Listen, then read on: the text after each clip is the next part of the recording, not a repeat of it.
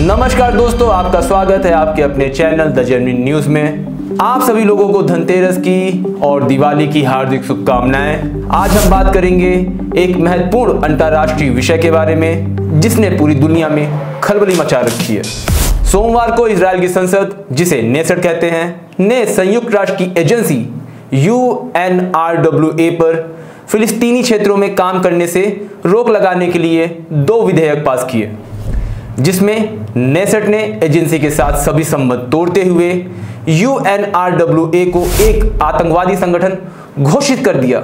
आरोप है कि UNRWA में तकरीबन 30,000 फिलिस्तीनी कार्यरत हैं और यह एजेंसी फिलिस्तीनी शरणार्थियों की मदद करती है। आइए जानते हैं यह फैसला क्यों लिया गया और इसका क्या असर हो सकता है। सबसे पहले समझते हैं कि आखिर ये UNRWA क्या है। UNRWA यानी United nation relief and work agency, जिसकी स्थापना 1949 में हुई थी।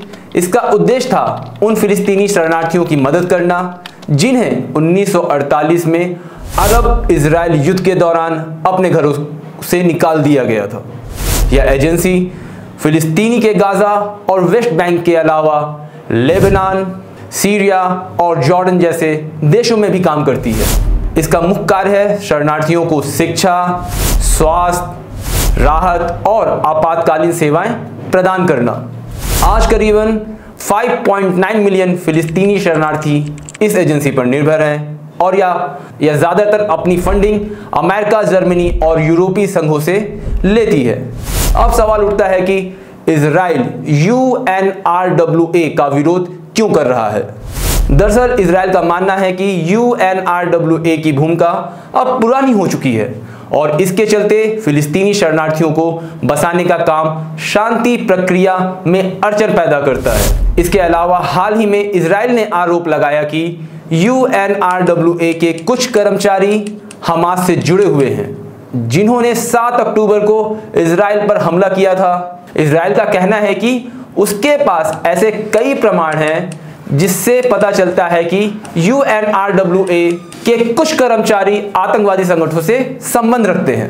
अब हम बात करेंगे नए कानून के मुख्य बिंदुओं पर। यह विधेयक 120 सदस्यीय संसद में भारी बहुमत से पारित किया गया। पहला विधेयक UNRWA को इजराइल में किसी भी प्रकार का कार्यालय संचालन करने और किसी भी सेवा को प्रदान करने से रोकता है। दूसरा विधेयक इजराइल के सरकारी कर्मचारियों को UNRWA के साथ किसी भी प्रकार का संबंध रखने से मना करता है।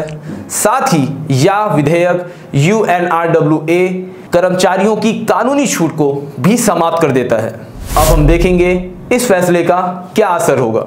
इस फैसले का गाजा में रह रहे करीब 2 मिलियन फिलिस्तीनियों पर गहरा असर हो सकता है।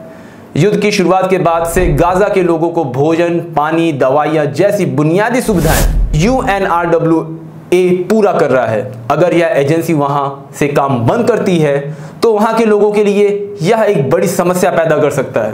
UNRWA के प्रमुख फिलिप लॉजरीन का कहना है कि फिलिस्तीनियों की पीड़ा और बढ़ेगी। आपको क्या लगता है, क्या इजराइल का यह फैसला सही है या इससे स्थिति और भी खराब हो सकती है? हमें अपनी राय नीचे कमेंट में ज़रूर बताएं। अगर आपको हमारी यह वीडियो पसंद आई हो तो इसे लाइक करें, शेयर करें और हमारे चैनल को सब्सक्राइब करना ना भूलें। धन्यवाद। द जेन्युइन न्यूज़, निष्पक्ष समाचार, राय आप स्वयं बनाएं।